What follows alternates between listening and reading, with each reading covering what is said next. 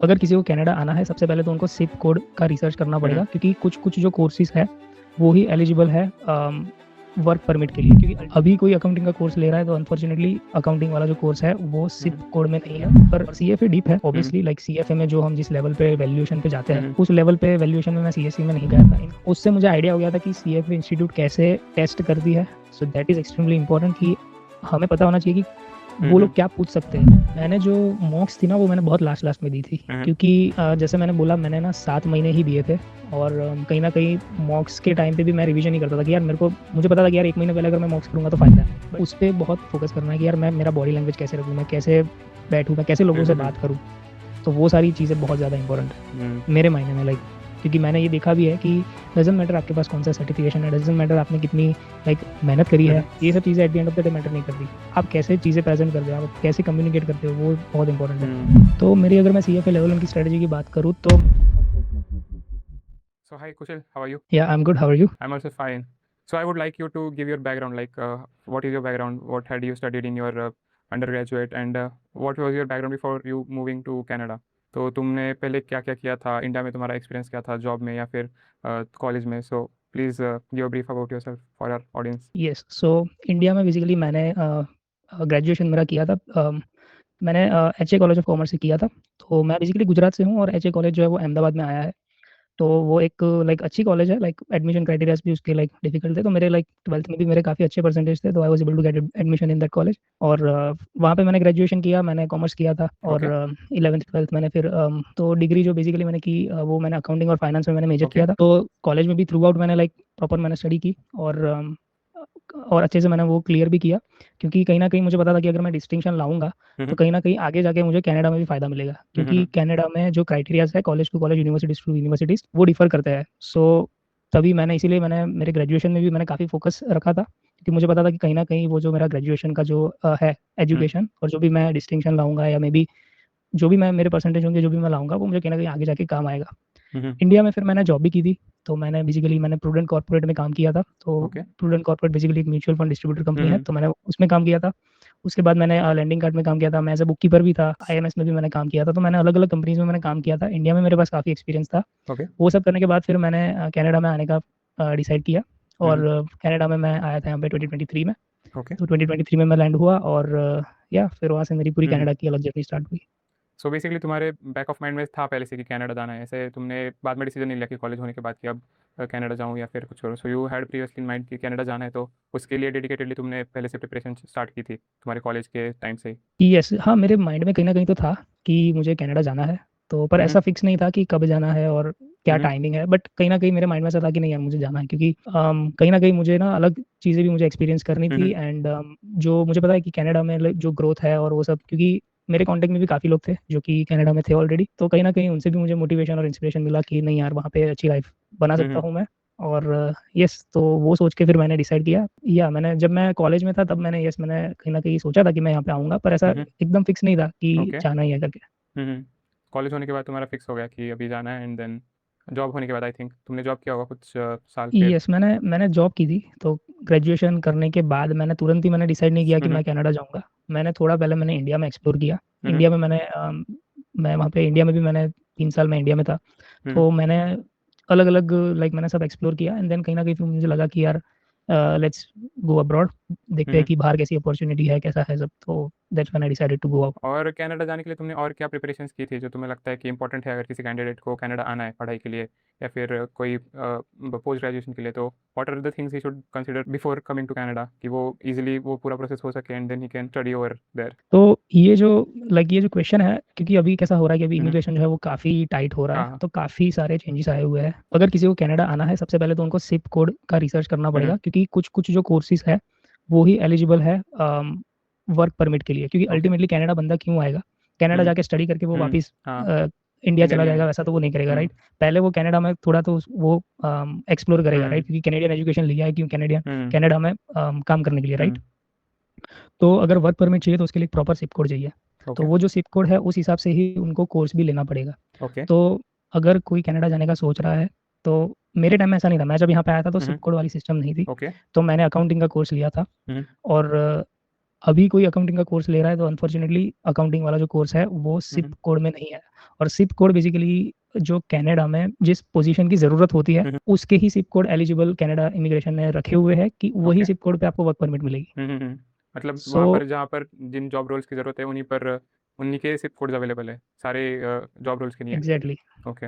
Exactly तो उन्हें research करनी पड़ेगी कि कौन से ऐसे कोर्सेज है, कौन से ऐसे मास्टर्स कोर्स है और कौन से ऐसे पोस्ट ग्रेजुएशन के कोर्सेज है, कौन सी ऐसी डिग्रीज है जो कि एलिजिबल है for work permit. Like students को रिसर्च करनी पड़ेगी। और दूसरा कि अभी चेंजेस भी बहुत सारे रूल्स में हो रहे हैं तो कहीं ना कहीं अप टू डेट भी उनको रहना पड़ेगा। कोई भी नया अगर अभी चलो हमारी ये कन्वर्सेशन हो रही है आज, बट लेट्स से अगर 2 दिन के बाद कोई नया रूल आ गया तो things can change as well. तो हाँ। उन्हें खुद से रिसर्च करनी पड़ेगी if they are planning to come here. और जो दूसरी चीज़ है वो ये है कि उनको आइल्स की प्रिपरेशन करनी पड़ेगी। तो आइल्स में भी अलग अलग कैटेगरी है। अगर उनको अच्छी कॉलेज या अच्छी यूनिवर्सिटी में अगर उनको एडमिशन चाहिए तो उनको थोड़ा हाई स्कोर करना पड़ेगा। Okay. Somewhere close to like 7 overall band आते हैं, 7.5 उनको वो एम करना पड़ेगा to get a good college और यूनिवर्सिटी इन कनाडा। तो वो और दूसरा उनको सारे डॉक्यूमेंट्स वगैरह उनको रखने पड़ेंगे। उनका जो भी एजुकेशन है, जो भी उनके एक्सपीरियंसेस है, वो सारे डॉक्यूमेंट्स और पासपोर्ट है, वो सभी चीज़ें उनको रखनी पड़ेगी। और yes then they can apply for अगर उनको वर्क परमिट पे आना है या स्टडी परमिट पे आना है, depending upon their life stage, लोग अलग अलग डिसीजन ले सकते हैं। And yeah so process right now I would say थोड़ा कनाडा अभी स्ट्रिक्ट है in terms of immigration, but still there are lot of people who are coming. So फिर तुमने वहाँ जाने के बाद CFA करने का सोचा या यू ऑलरेडी हैड कि CFA करने का माइंड में है, then I will go there and then do CFA? तो what was the first instinct that you thought कि CFA करना चाहिए अभी, and then how did you proceeded with that? तो जब मैं यहाँ पे आया था तो मुझे तो कुछ इतना मैंने सोचा नहीं था कि मैं सीएफए वगैरह कुछ स्टार्ट करूंगा या कुछ। पर जैसे ही मैंने एजुकेशन लिया, फिर मैंने अलग अलग कोर्सेज लिए, तब कहीं ना कहीं फिर मैंने सबसे पहले यहाँ पे आके मैंने कैनेडियन स्पेसिफिक कोर्सेज मैंने देखे। ओके। तो यहाँ पे बहुत सारे ऐसे सर्टिफिकेशन है, जैसे आईफिक है, इन्वेस्टमेंट फंड्स इन कनाडा करके एक है, दूसरा है सीएससी है, कैनेडियन सिक्योरिटीज कोर्स करके है। अभी रिसेंटली सीआईआरओ की एग्जाम्स है, तो वो मैंने रिसर्च किया और मैंने पहले वो कोर्सेज किया। तो मैंने पहले सीएससी किया।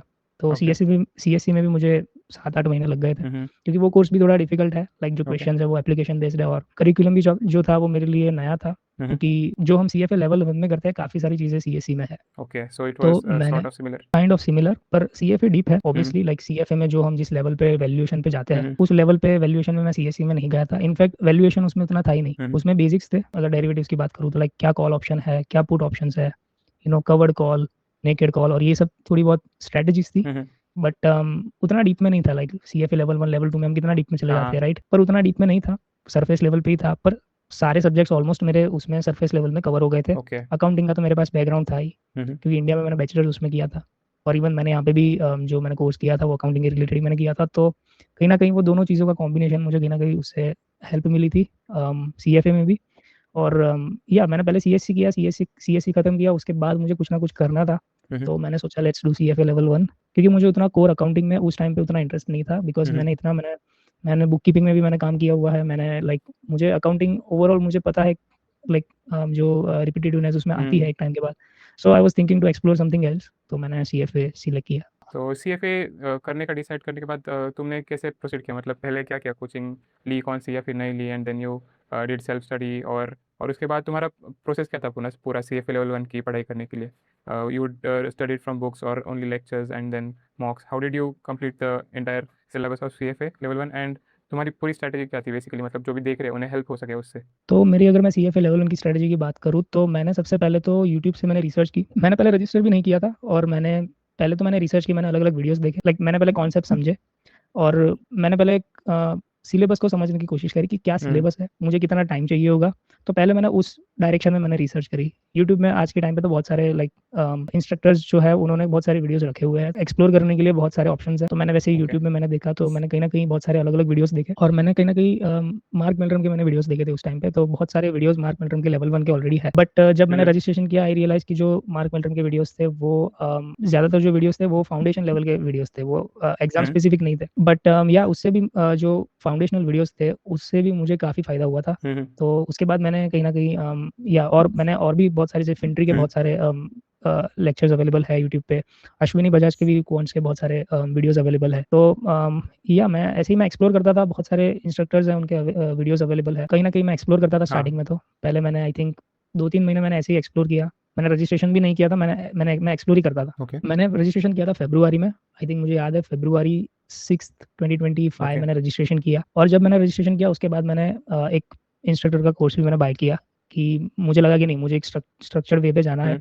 और मुझे ऐसा नहीं कि कहीं से मैं पढ़ रहा हूँ, यहाँ से पढ़ रहा हूँ, वहाँ से पढ़ रहा हूँ, क्योंकि लास्ट में मुझे पता है कि बहुत ही लेंथी कोर्स है ये, बहुत सारी चीज़ें जो हमें याद रखनी होती है। तो I decided to go with an instructor कि एक प्रॉपर स्ट्रक्चर्ड वे और स्ट्रैटेजी मिल जाए। तो बस मैंने वही वही किया। उसके बाद मैंने धीरे धीरे एक एक सब्जेक्ट्स मैंने खत्म किए।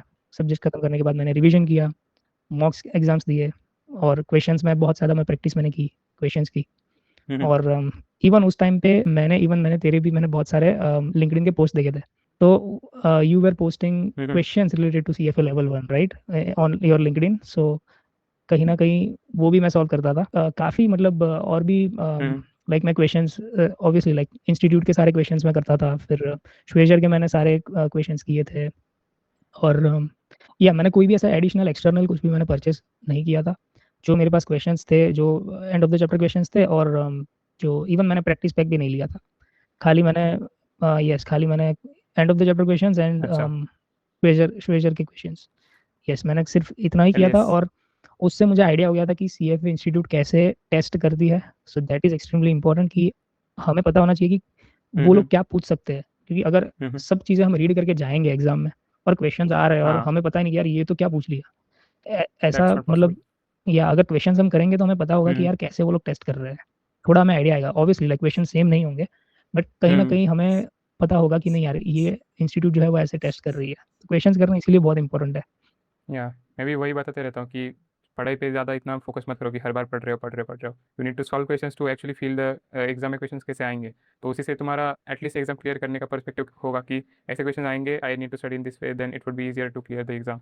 एंड तुमने फिर डेली कितना टाइम डेडिकेट किया, because of course you would be working while studying for the exam, तो डेली कितना टाइम दे देते हैं, डेडिकेटेडली कितने महीने तुमने एग्जाम के लिए ये टाइम दिया, so the audience gets an idea कि इतना प्रिपरेशन तो चाहिए टू क्लियर लेवल 1। तो अब मेरा जो डेडिकेशन जो मैंने दिया, लाइक मैं इतना मतलब जो डिसिप्लिन है वो मैंने रखी थी कि नहीं यार एवरी डे मुझे कैसे भी करके 1 आवर 2 आवर्स मुझे कोशिश करनी है कि मुझे स्टडी करनी है। बट एवरी डे मैं नहीं कर पाया। पर कुछ ऐसे दिन थे कि मैं पूरा दिन मैं स्टडी कर पाया था। तो मेरी जो जर्नी थी वो वैसी नहीं थी कि यार एक एक घंटा एवरी डे कर रहा हूँ। मुझे जब भी टाइम मिलता था मैं तब उसको कैपिटलाइज कर लेता था। और इवन अभी भी मुझे जब भी टाइम मिलता है मैं उसको कैपिटलाइज कर लेता हूँ। तो कहीं ना कहीं मेरी स्ट्रेटेजी वही थी कि यार कैसे भी करके पहले तो मुझे करिकुलम कंप्लीट करना है। करिकुलम कंप्लीट करने के बाद मैं धीरे धीरे रिवीजन करूंगा। और मतलब मेन तो मुझे जो एंड गोल है वहां तक पहुंचना है। कैसे भी करके पूरा कोर्स मुझे कंप्लीट करना है। अगर मैं एक एक घंटे एवरीडे कर रहा हूँ या मैं एक एक घंटे में कर रहा हूँ, कुछ दिन मैं नहीं पढ़ रहा हूँ बिकॉज मेरे पास टाइम नहीं है, मैं बिजी हूँ, मेरे पास काम भी है और मेरे पास स्टडी भी है, मुझे असाइनमेंट्स भी करना है। अगर वैसा दिन है तो मैं कुछ नहीं करूंगा। बट अगर सैटरडे संडे मुझे मिला है, मेरे पास कुछ नहीं है, तो मैं पूरा दिन मैं स्ट्रेच कर लूंगा। और मैं वैसे करता था। तो मुझे जब भी टाइम मिलता था तो मैं तब उसको कैपिटलाइज करता था। जब नहीं टाइम मिलता था तो मैं कोशिश करता था कि हाफ एन आवर 1 आवर निकालूं। बट अगर कुछ भी मेरे को बिल्कुल भी टाइम नहीं मिलता था तो मैं कुछ नहीं करता था। ऐसे ही मतलब जो मैं दूसरी चीज़ें होती थी मैं वो करता था, क्योंकि सारी चीज़ें बैलेंस आउट करनी पड़ती है, राइट। इवन तुमने भी सेम सभी चीज़ें बैलेंस आउट की होगी, यस। राइट। So yes. वो करनी ही पड़ती है। और एंड या एवरी डे 1 1 आवर से थोड़ा कई लोगों को बोर्डम भी हो सकता है, राइट। तो थोड़ा ब्रेक मिलने के बाद अगर मैं उसको वापस, ब्रेक इन द सेंस कि उतना लंबा भी ब्रेक नहीं, लेट्स से एक दिन 2 दिन नहीं पढ़ा और तीसरे दिन तुम्हें इतनी मोटिवेशन होगी पढ़ने की कि लाइक तुम 7 8 घंटे तक भी पढ़ सकते हो। तो वो बात है, उससे भी ज़्यादा लाइक 8 9 घंटे तक भी पढ़ सकते हो। और ओके। या लाइक तो वैसे ही मैंने स्ट्रेटेजी रखी थी कि जब भी टाइम मिले उसको कैपिटलाइज करो। एंड एक बार तुम्हारा हो गया था फिर जब सिलेबस, तो एग्जाम के पहले तुमने कितने मॉक्स दिए एंड कितने टाइम फ्रेम में दिए थे, फर्स्ट मॉक कब दिया था, and what was your like average score की, and what were you feeling कि इतने स्कोर से मैं पास हो जाऊंगा या नहीं। तो मैंने जो मॉक्स थी ना वो मैंने बहुत लास्ट लास्ट में दी थी, क्योंकि जैसे मैंने बोला मैंने ना 7 महीने ही दिए थे। और कहीं ना कहीं मॉक्स के टाइम पे भी मैं रिवीजन ही करता था कि यार मुझे पता था कि यार 1 महीने पहले अगर मैं मॉक्स करूंगा तो फायदा है। बट कहीं ना कहीं 1 महीने पहले मैंने सोचा नहीं यार रिवीजन करता हूँ, मॉक्स में मुझे इतना अभी नहीं करना है। और मुझे याद है कि लास्ट में खाली 15 दिन बचे थे तब मैंने मेरी फर्स्ट मॉक मैंने ली थी।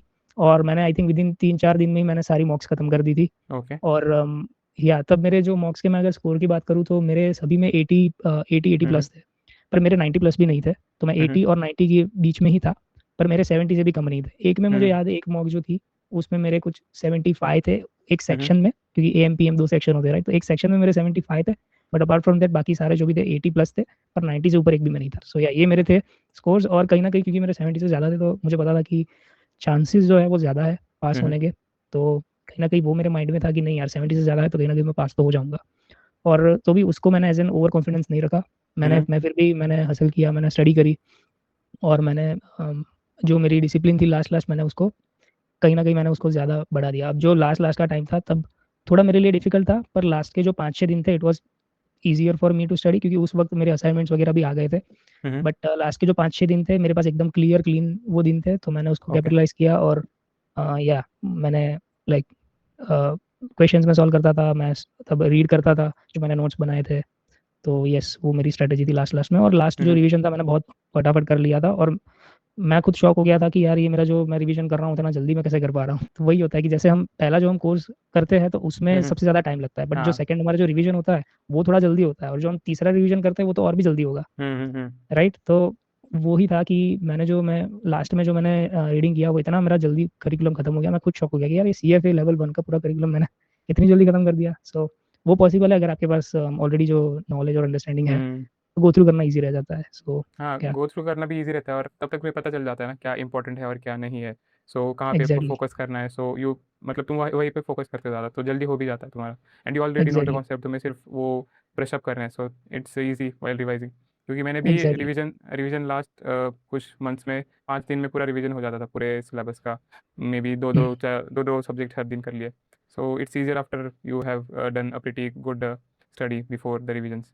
And exactly. आई हाँ, now I want to ask कि अभी तुम सी एफ लेवल 2 की पढ़ाई कर रहे हो। So how is that different from level 1 की? लेवल 1 में तुमने ऐसे पढ़ाई की थी लेकिन लेवल 2 में ऐसा कुछ करना पड़ रहा है तुम्हें। सो what is the difference in hmm. Studying between level 1 and level 2? तो लेवल 1 और लेवल 2 तो कंप्लीटली एक डिफरेंट बीस्ट है, क्योंकि हम्म। जो डीपनेस है, जो टेक्निकल डिफिकल्टी है वो काफ़ी है। क्योंकि लेवल हम्म। 1 मुझे पता है कि बहुत सारे टॉपिक्स थे, वो मैंने लाइक किए थे और वो ईज़िली हो गए थे। हम्म। पर यहाँ लेवल 2 में ऐसा है कि कोई भी ऐसा ईज़ी टॉपिक नहीं है, सारे कॉम्प्लिकेटेड टॉपिक्स हैं। हम्म। एक सभी की डिफिकल्टी हाई है, सारे हम्म। टॉपिक्स की।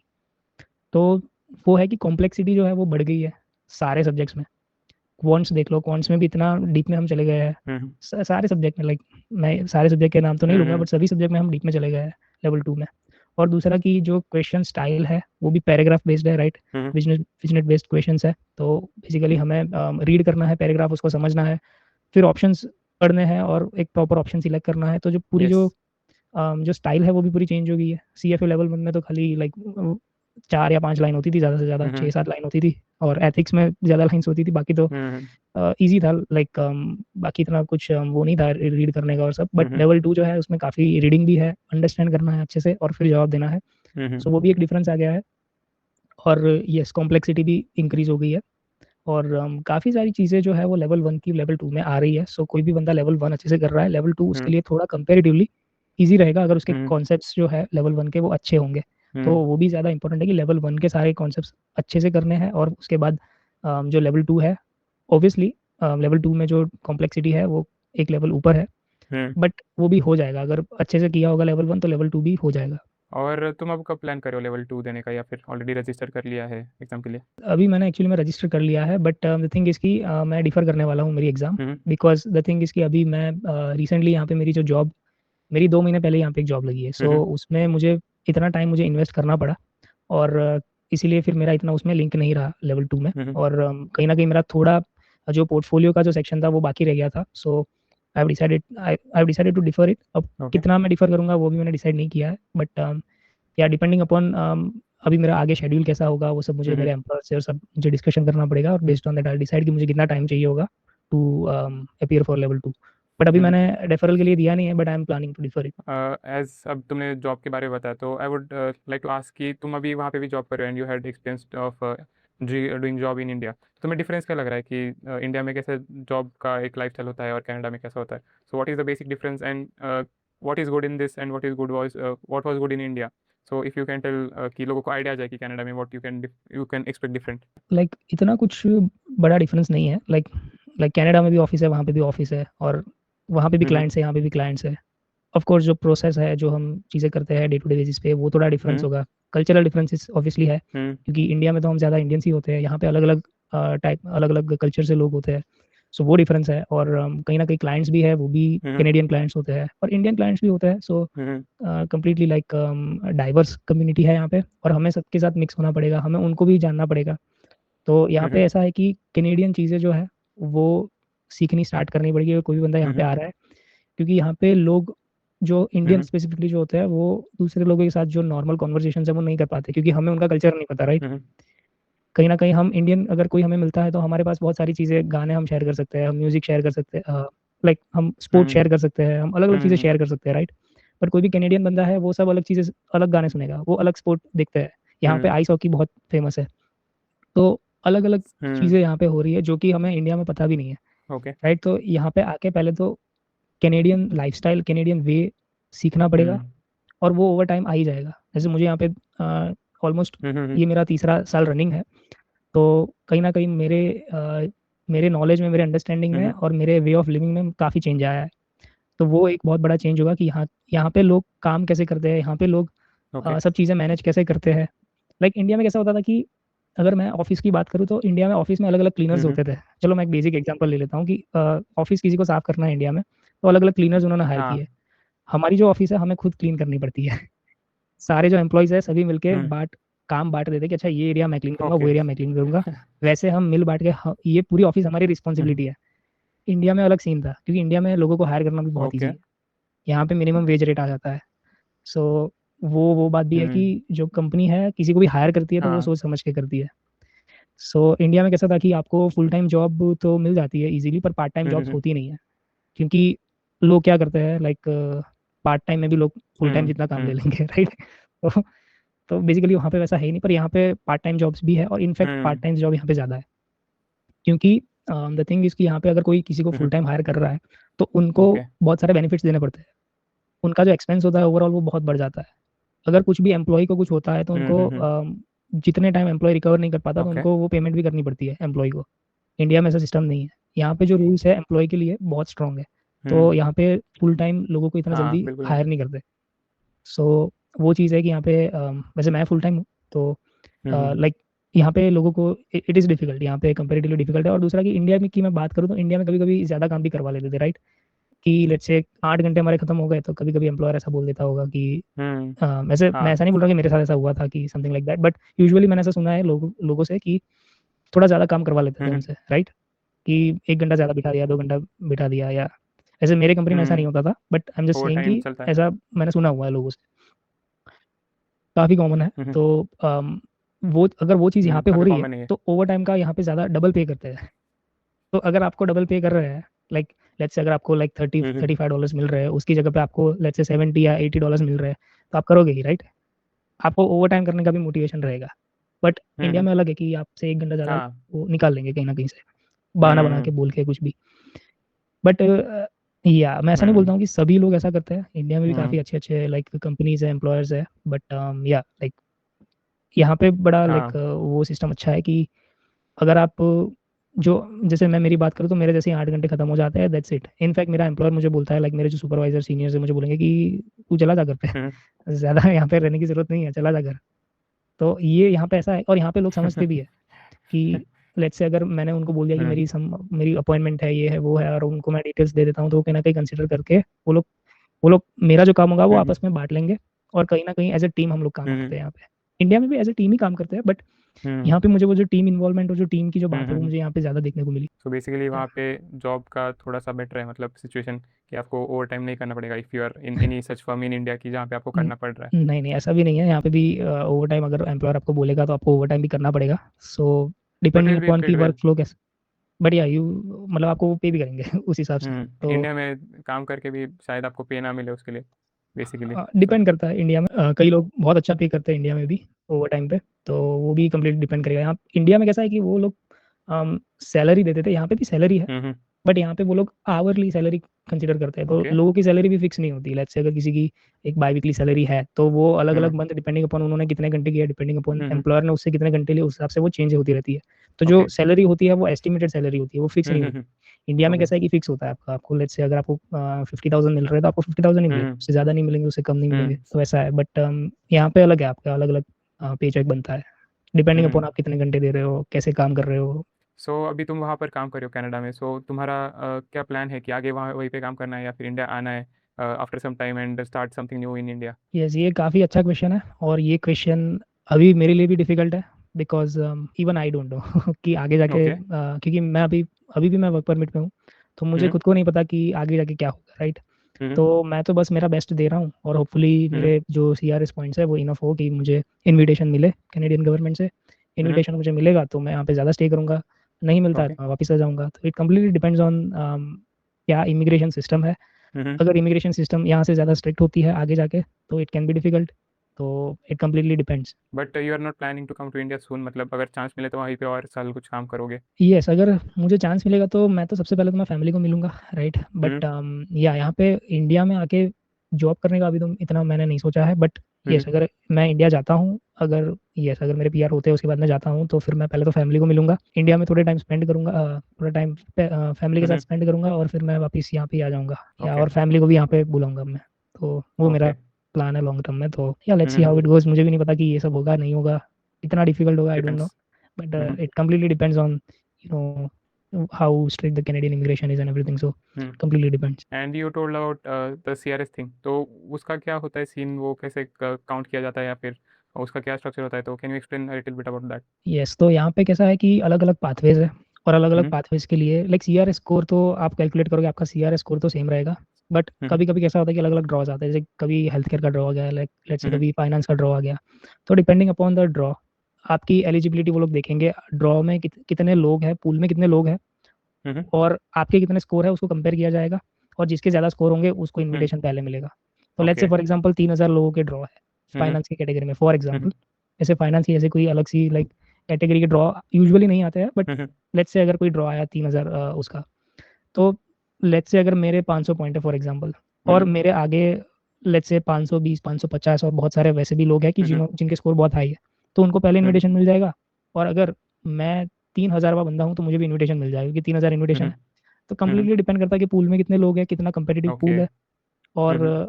यस, और ड्रॉ और उसमें आएगा कि जो लास्ट कट ऑफ था वो लेट्स से 517 है, और मेरे 500 हम्म। है, तो मुझे पता है मुझे नहीं आएगा इनविटेशन। पर हम्म। अगर मेरे 518 है तो कहीं ना कहीं मुझे एक दो दिन में मिलेगा इनविटेशन, अगर मुझे नहीं ओके। मिला है अब तक तो कट ऑफ हम्म। भी उसका आता है।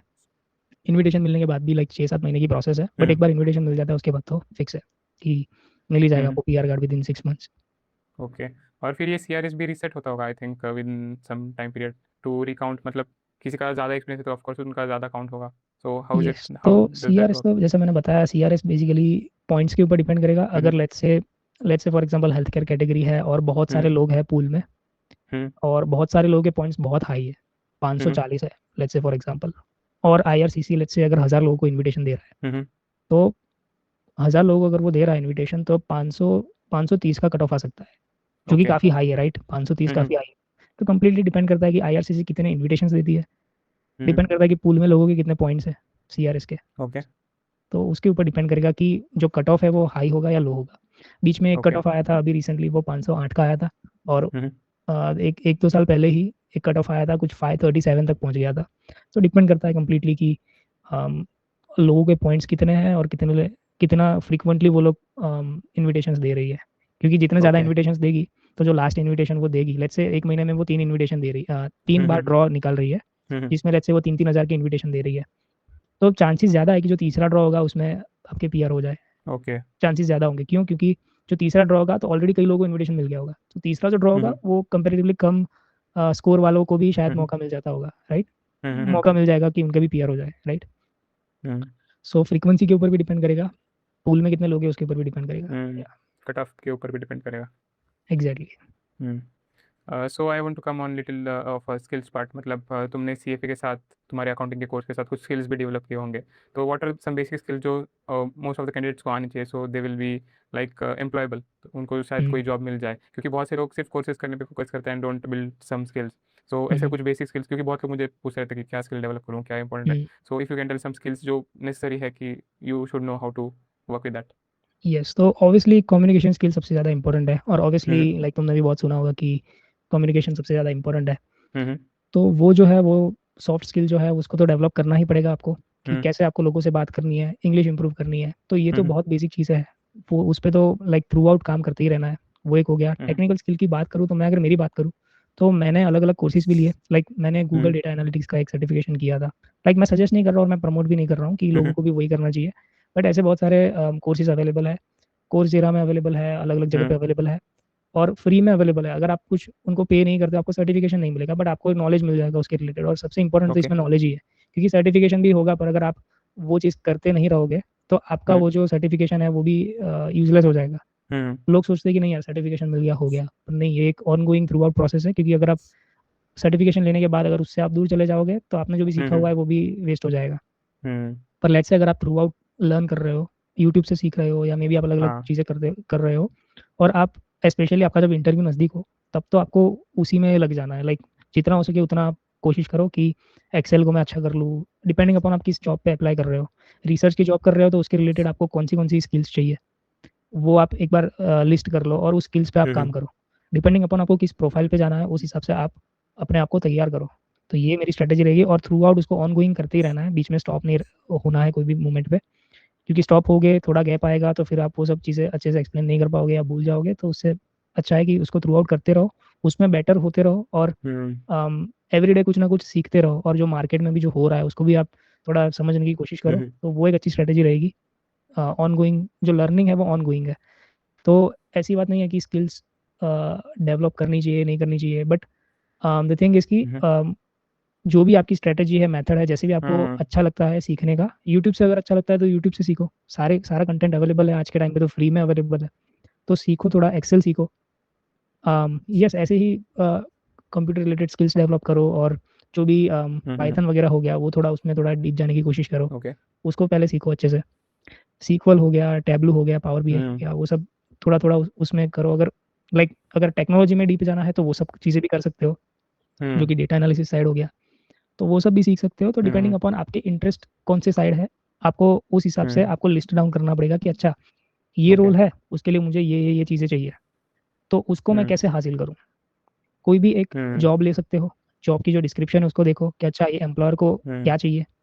अगर उनको कोई एक स्पेसिफिक चीज़ चाहिए उस रोल में तो उस चीज़ पे फोकस करो, और फिर वहाँ पे अप्लाई करो, और यस उसके रिलेटेड जॉब्स में अप्लाई करो, और एक अच्छा पोर्टफोलियो भी बना लो। अगर इतनी चीज़ें कर रहे हो तो 10 में से आई थिंक एक कंपनी या इजीली दो कंपनी तो आपको इंटरव्यू में बुला लेगी, और एक कंपनी आपको हायर भी कर लेगी। तो this was a good thing you told कि जो जॉब रोल चाहिए उसका डिस्क्रिप्शन पढ़ो और जो जो भी स्किल्स लिखे हैं वो एम्बाइब कर लो खुद में। So that was a good point I found. मतलब मैं लोगों को बता सकता हूँ कि तुम जो जॉब रोल टारगेट कर रहे हो उसके डिस्क्रिप्शन पढ़ो, तुम्हें खुद पता चल रहा है कि क्या जो है तुम्हें स्किल्स डेवलप करनी चाहिए। या लाइक ये भी बहुत ज़रूरी है कि लाइक इंटरव्यू में आप कौन सी चीज़ें बोलते हो, बिकॉज मतलब मेरी तो यही स्ट्रेटेजी थी कि जो इंटरव्यूअर पूछ रहा है और जो उनको चाहिए खाली उनको वही वही सारी इन्फॉर्मेशन दो, तो हाँ आपके चांसेस ज़्यादा है हायर होने के। अगर आप एक्स्ट्रा भी बोलते हो तो कहीं ना कहीं उसमें भी क्वेश्चंस हो जाएंगे, कम बोलोगे तो ऑब्वियसली उसमें तो क्वेश्चंस होंगे और रिजेक्शन के चांसेस उसमें तो है ही। तो उनको जो चाहिए एटलीस्ट वो तो आपके पास होना चाहिए। Okay so all this was academic या एंड जॉब रिलेटेड। तो मैं थोड़ा इनफॉर्मल पूछना चाहता हूँ कि कैसा लग रहा है कनाडा में रहकर, इंडिया में कैसा, मतलब इंडिया से कितना डिफरेंट है, how are your friends over there, और हाउ आर यू एंजॉइंग, कितना एंजॉय कर रहे हो वहाँ पर, एंड मोस्ट इंपॉर्टेंट थिंग कितना मिस कर रहे हो फैमिली को वहाँ पर। तो यहाँ पे हमारी इंडियन कम्युनिटी भी अच्छी है, और यहाँ पे लाइक जैसा मैंने बताया था पहले भी कि यहाँ पे अलग अलग कम्युनिटी के लोग हैं, तो कहीं ना कहीं मैं तो सबसे घुल मिल गया हूँ। और कहीं ना कहीं अब मुझे ऐसा नहीं लगता कि कोई भी लेट्स से अगर मैं कहीं पे भी जा रहा हूँ और मुझे कोई अलग कम्युनिटी का कोई दिखा, तो मुझे स्टार्टिंग में ऐसा होता था कि यार ये मेरे लिए थोड़ा डिफरेंट है, पर अब मैं यूज टू हो गया हूँ। लाइक मुझे अभी इतना वैसा कुछ वैसे फील नहीं होता, बट स्टार्टिंग में यस मुझे फील होता था। और यस काफ़ी अच्छा है यहाँ पे, एटमोसफियर वगैरह बहुत अच्छा है। जो अभी फिलहाल अभी यहाँ पे अच्छा है क्योंकि अभी ओके समर है यहाँ पे। पर विंटर्स में जो ठंडी पड़ती है यहाँ पे बहुत ही ज़्यादा खतरनाक ठंडी होती है यहाँ पे, टू बी वेरी ऑनेस्ट। और लाइक नेगेटिव, जैसे मैं हूँ एल्बर्टा में, एडमंटन एल्बर्टा में, तो यहाँ पे तो नेगेटिव 30, 35, 40 तक भी जाती है, ओह जो कि दैट्स इंडिया में डेंजरस। तो हम कहीं पे भी नहीं कहीं पे भी नहीं एक्सपीरियंस कर सकते। कभी कहीं पे भी एक्सपीरियंस नहीं कर सकते। और इवन यहाँ पे भी बहुत सारी चीज़ें आके मैंने सीखी कि कैसे यहाँ पे मुझे कैसे कपड़े पहनने हैं, किस सीज़न में कैसे कपड़े पहनने हैं। तो क्योंकि यहाँ पे भी लाइक ठंड इतनी पड़ती है कि लोगों को यहाँ पे फ्रॉस्ट बाइट भी हो जाता है। फ्रॉस्ट बाइट हाँ एक बहुत ही खतरनाक लाइक डेंजरस। डिसीज़ है जिसमें जो तुम्हारा ब्लड फ्लो है वो कहीं ना कहीं स्टॉप हो जाता है बिकॉज ऑफ कोल्डनेस, और उससे फिर एम्पुटेशन भी कई हाँ लोगों को करना पड़ता है। सो लाइक यहाँ पे डिपेंडिंग अपॉन जो टेम्परेचर है उस हिसाब से आपको प्रॉपर क्लोथिंग बहुत नेसेसरी है। स्पेशली कोई भी बंदा यहाँ पे नया नया आ रहा है उसके लिए तो बहुत ज़रूरी है, डिपेंडिंग अपॉन वो किस मंथ पे आ रहा है उस हिसाब से उसको क्लोथिंग, उसी हिसाब से उसको एयरपोर्ट से ही अ, वैसी क्लोथिंग पहननी चाहिए। So yes. और अगर मैं मेरे एक्सपीरियंस की बात करूँ तो काफ़ी अच्छा रहा। अलग अलग लोगों से मैंने बातें करी, काफ़ी उनसे सीखने को मिला, अलग अलग कल्चर के लोगों से सीखने को मिला, उनका कल्चर जानने को मिला, उनको अच्छे से जानने को मिला। राइट। और यहाँ पे मैं अगर खाली इंडियन डाइवर्सिटी की बात करूँ तो यहाँ पे इंडिया से भी बहुत सारे लोग हैं, अलग अलग जगह से ओके लोग हैं। ऐसा नहीं है क्योंकि मैं हूँ बेसिकली गुजरात से, तो ऐसा नहीं कि यहाँ पे सारे गुजराती ही है। यहाँ पे अलग अलग कम्युनिटी के लोग हैं, तो उनसे भी कहीं ना कहीं जानने को मिलता है बहुत सारी चीज़ें। बेसिकली यहाँ पे लर्निंग बहुत है, बहुत ज़्यादा लर्निंग है यहाँ पे। लोगों को एक बार तो ये चीज़ एक्सपीरियंस करनी ही चाहिए, अगर कोई स्टडी के लिए जा रहा है कहीं और या वर्क के लिए जा रहा है, बहुत ही ज़्यादा लाइक चेंज आ जाएगा पर्सनैलिटी पर्सन में। डेवलप हो जाती है। एग्जैक्टली, पर्सनालिटी बहुत अच्छी डेवलप हो जाती है। और फैमिली की बात करूँ तो yes, I missed on that point. Obviously family को काफ़ी मिस कर रहा हूँ मैं। तो फैमिली इंडिया में है, होपफुली मेरे जब ईयर हो जाए उसके बाद तो मैं पहले फैमिली को ही मिलूंगा। ओके। ऑब्वियसली काफ़ी मिस कर रहा हूँ, तो मैं बातें बातें करता रहता हूँ। सो यस, तो वो चीज़ तो एंड है। What was the last time you met family? Last time I met family in 2023। Okay, तो तुम तभी आए थे ना वापस यस, कनाडा? तभी मैं यहाँ पे आया था। सो या was that the last time? तभी मैं मिला था। या लास्ट टाइम तभी जब मेरी एयरपोर्ट में जब मैं था, ओ। तो मैं फैमिली के साथ ही था। तो वही लास्ट टाइम था, जैसे ही हम्म एयरपोर्ट से मैं निकला, जैसे ही प्लेन पे चढ़ा, दैट्स इट। हम्म। वो तो लास्ट फिर तो टाइम था। बहुत मिस करे होंगे, 3 साल बहुत ज़्यादा होते हैं। Yes yes, obviously. बट यहाँ पे अभी प्रॉब्लम ये भी है कि वर्क परमिट के टाइम पे अगर मैं जाऊँगा तो कहीं ना कहीं मेरे पॉइंट्स में और उसमें थोड़ा प्रॉब्लम होगा। That's important. सो कहीं ना कहीं, या सो कहीं ना कहीं थोड़ा और मुझे वेट करना हम्म पड़ेगा। But hopefully maybe next year और maybe next to next year, you never know. So बहुत कुछ सीखने मिला तुम्हारे एक्सपीरियंस से, और तुम्हारे जो CFA का तुमने बताया कि तुमने कैसे प्रिपरेशन की एंड जॉब्स के बारे में। So I would like you to tell some very important points to, मतलब तुम्हारे हिसाब से तुम्हें लगते हैं कि CFA लेवल 1 कैंडिडेट्स और जो दूसरे कंट्रीज में पढ़ाई करने जाना चाहते हैं, तो उनके लिए what are the most important points you think वो they should consider and should work on that? Yes, तो मेरा तो ये मानना है कि अगर किसी के पास अगर कोई कनाडा आ रहा है तो उसके पास अगर रियल एक्सपीरियंस होगा तो वो जो है वो सबसे ज़्यादा इंपॉर्टेंट है। अगर आप इंडिया में हो या कोई भी दूसरे कंट्री में हो और कनाडा में आने का सोच रहे हो, तो सबसे पहला फोकस तो आपको रियल एक्सपीरियंस लेना है, लोगों से कम्युनिकेट करना है आपको। कोई भी एक पर्टिकुलर फील्ड है उसमें आपको रियल एक्सपीरियंस आपको लेना है। वो बहुत ज़्यादा इंपॉर्टेंट है, क्योंकि वो कहीं ना कहीं आपके रेज्यूमे में दिखेगा और वो हाईलाइट होगा। और आप अपना जो एक्सपीरियंस है वो बताओगे तो कहीं ना कहीं एम्प्लॉयर इंप्रेस उसी से होगा। अगर आपके पास खाली सर्टिफिकेशन है, लेट्स से अगर कोई इंडिया में है, उसने 2 लेवल कर दिए CFA के, लेट्स से फॉर एग्जांपल, बहुत मेहनत करी, बहुत हसल करी, और वो सीधा डायरेक्टली खाली 2 लेवल CFA करके कनाडा आ रहा है, और वो सोच रहा है कि यार मेरे को तो जॉब मिल जानी चाहिए। Not possible. डिफिकल्ट है। इंडिया में ही पॉसिबल नहीं है, तो कनाडा का तो डिफरेंट लेवल होगा। इंडिया में भी सिर्फ तुमने 2 लेवल कर लिया, नो स्किल्स है, तो कोई एम्प्लॉय भी नहीं करेगा। पहले इंटरव्यू में ही पता चल एग्जैक्टली जाएगा कि how much you know about the job role and all. Exactly. और लोग सोचते हैं कि यार उनको ना टेक्निकल नॉलेज ही चाहिए हम्म एम्प्लॉयर्स को, बट ये रियलिटी बिल्कुल नहीं है। उनको ओवरऑल डेवलप्ड एक हम्म बंदा चाहिए कि जो कम्युनिकेट भी कर पाए, जो प्रेजेंट भी कर पाए, जो टेक्नोलॉजी में भी हम्म अच्छा हो, और जो कहीं ना कहीं टीम वर्क भी हम्म करे, राइट। और लोगों को गाइड भी करे, लोगों को इंस्पायर भी करे। हम्म। और एक उनको जॉली बंदा चाहिए, अच्छा हाँ। बंदा चाहिए जिनके साथ वो एवरीडे हम्म। उठे बैठे, राइट।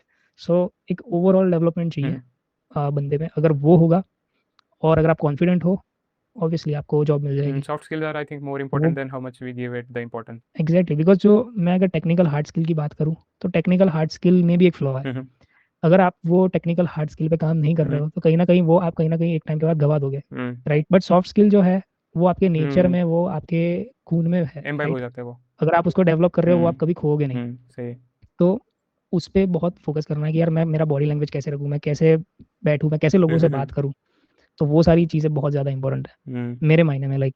क्योंकि मैंने ये देखा भी है कि डजेंट मैटर आपके पास कौन सा सर्टिफिकेशन है, डजेंट मैटर आपने कितनी लाइक मेहनत करी है, ये सब चीज़ें at the end of the day matter नहीं करती। आप कैसे चीज़ें प्रेजेंट करते हो, आप कैसे कम्युनिकेट करते हो, वो बहुत इंपॉर्टेंट है। सही है। आई थिंक मोस्टली मुझे जो पूछना था वो मैंने कवर कर लिया है। If anything you would like to add to tell the audience तुम्हारी तरफ से कि ये इंपॉर्टेंट चीज़ है मुझे लगती है, सो जो कुछ हेल्प करे किसी को, anything about your yes Canadian residence और मे बी तुम्हारा CFA के बारे में, और general yes, general like in purpose in life. Yes, अगर लेट्स से अगर कोई CFA कर रहा है तो उनके पास एक प्रॉपर स्ट्रेटेजी एंड पाथ पे होना चाहिए कि उनको क्या, क्यों क्यों वो CFA कर रहे हैं, एक वाई होना चाहिए CFA के बिहाइंड।